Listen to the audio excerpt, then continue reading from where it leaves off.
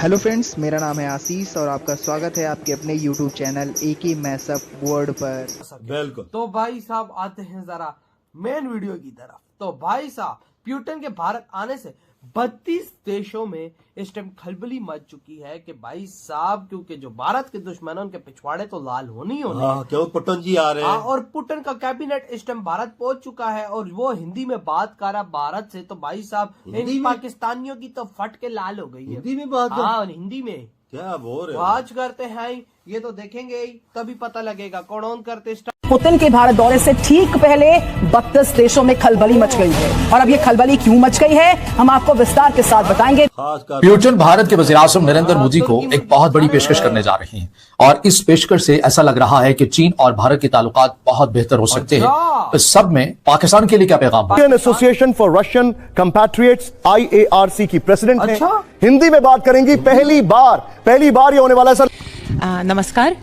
मुझे बहुत खुशी हुई है क्योंकि हम लोग रूस वाले यहाँ रहते हैं और ये जो गहरा और जो बॉन्ड है और जो रिश्ता है ये बहुत पुराना है 1947 से। तो उस रिपोर्ट में एक पूरी चार्जशीट है और इसमें मेरे दो सवाल हैं कि एक तो हुकूमत ने उस चार्जशीट का अभी तक जवाब नहीं दिया और दूसरा ये कि इतनी निशानदही करने के बावजूद इस बात का तो हम वाज़ेह पता लगता है कि कुछ सही नहीं हो रहा। तो मुल्क में या मुल्क को इस स्टेज तक लाने में किसका हाथ है और किसको जो हमारे लोग हैं वो जिम्मेदार कहें, क्योंकि ब्रेन ड्रेन भी हो रहा है, बेरोजगारी भी बढ़ रही है, क्राइम रेट भी बढ़ रहा है। तो क्या करें हम इस सूरत हाल में कि हम कहां पे जाएं? इतनी बेबसी तो कभी किसी को महसूस नहीं हुई जितनी अब महसूस हो रही है। इंडिया एक नया जो S-400 है उसकी डील साइन करेगा क्योंकि उसको लेकर बड़ी चर्चाएं हैं और क्या कुछ इसके अलावा इस डील से निकल कर आएगा, साथ ही साथ जो इस विजिट की टाइमिंग है और बहुत सारे सवाल हैं जिसको हम चर्चा में रखेंगे। ऑपरेशन सिंदूर के बाद जो है S-400 की काफी चर्चाएं रही, सुदर्शन चक्र और बहुत सारा कुछ इसमें है जिसमें हम चर्चा करेंगे।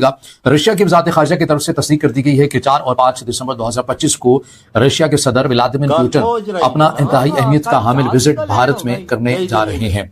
इस दौरे से मुतालिक मीडिया ने जो एक हाइप क्रिएट की हुई है उसके अंदर जो ज्यादा बातें हैं, जो जिसे मरकजी नुकाती एजेंडा कहा जा रहा है, वो ये है कि मजीद S-400 लेने की बातें होंगी, SU-57 के हवाले से बातें होंगी और दीगर जो रशिया की इंतहाई अहम टेक्नोलॉजी है उसके तबादले की बात की जाएगी। और रशिया तो पहले ही ये कह चुका है कि हम SU-57 बनाने के हवाले से जो पूरा अपना प्रोडक्शन यूनिट है वो हम भारत के अंदर भी लगाने के लिए तैयार हैं।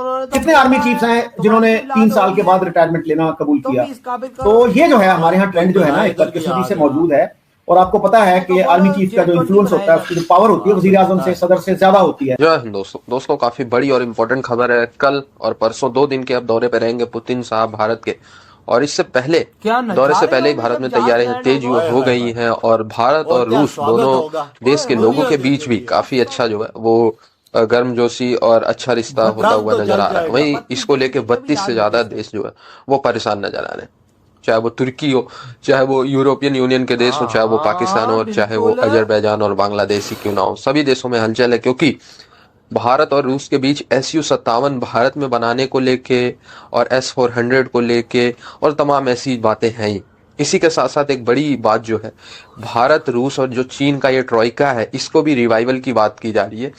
जैसे यूरोप और अमेरिका ने अपना नेटो बनाया हुआ है, वैसे अगर भारत, चीन और रूस अपना एक सैन्य ग्रुप बना ले जिसमें कुछ ऐसे डिफेंस एग्रीमेंट्स हो जिसमें तीनों देश एक साथ खड़े हुए नजर आए, तो ये चीजें जो है वो पाकिस्तान समेत अमेरिका और यूरोप का जो ब्लॉक है उन सबको सूट नहीं करेगा। तो ये सारी चीजें देख के पाकिस्तानी मीडिया में काफी ज्यादा हलचल है।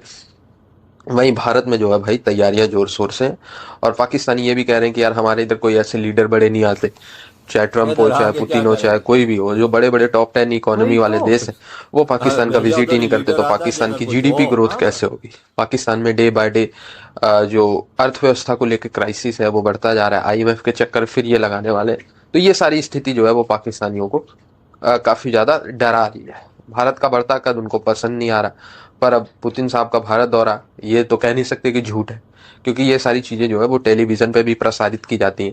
अगर टेलीविजन पे प्रसारण नहीं किया जाए तो पाकिस्तानी ये कह देते कि नहीं भारत में तो पुतिन नहीं आ रहे, है ना। तो ये चीजें हैं। अब कल जब दौरा होगा तो उस पर भी पाकिस्तानियों को और मिर्ची लगेगी। रशिया की वज़ारत ख़ारिजा की तरफ से तस्दीक कर दी गई है कि 4 और 5 दिसंबर 2025 को रशिया के सदर व्लादिमीर पुतिन अपना इंतहाई अहमियत का हामिल विजिट भारत में करने जा रहे हैं। इस दौरे से मुतालिक मीडिया ने जो एक हाइप क्रिएट की हुई है उसके अंदर जो ज्यादा बातें हैं, जो जिसे मरकजी नुकाती एजेंडा कहा जा रहा है, वो ये है कि मजीद S-400 लेने की बातें होंगी, Su-57 के हवाले से बातें होंगी और दीगर जो रशिया की इंतहाई अहम टेक्नोलॉजी है उसके तबादले की बात की जाएगी। और रशिया तो पहले ही ये कह चुका है कि हम Su-57 बनाने के वाले से जो पूरा अपना प्रोडक्शन यूनिट है वो हम भारत के अंदर भी लगाने के लिए तैयार हैं। इससे ये होगा कि जो भारत के इंजीनियर हैं वो भी सीख सकेंगे। तो बातें तो इस विजिट से पहले ही हो चुकी हैं, अब हतमी तौर के ऊपर एग्रीमेंट होने हैं और मजीद इन दोनों ममालिक ने अपने ताल्लुकात को नई बुलंदियों तक लेके जाना है। लेकिन मीडिया तो दिफाई टेक्नोलॉजी की हद तक ही रहेगा, मगर एक चीज नजरअंदाज की जा रही है जिसके ऊपर बात नहीं की जा रही, और वो है RIC का प्लेटफॉर्म। अब ये RIC क्या है? प्रीमाकोव जो कि रशिया के वजीर खारजा थे 1990 में, इन्होंने उस वक्त अपना एक तस्वुर पेश किया था और वो तस्वुर ये था कि क्यों ना ऐसा तो नहीं होगा कि अमेरिका ने सदाबहारी एक ऐसा मुल्क रहना है जिसने पूरी दुनिया को चलाना भी है, अपना एक मालियाती निज़ाम भी उसने बना लिया और उसी के मुताबिक दुनिया भी चलती रही। तो ऐसा तो नहीं होगा, एक ना एक ऐसा वक्त आएगा कि जब दुनिया के अंदर कोई तो उठेगा और इसके अमेरिका के बनाए हुए निज़ाम को चैलेंज भी करेगा।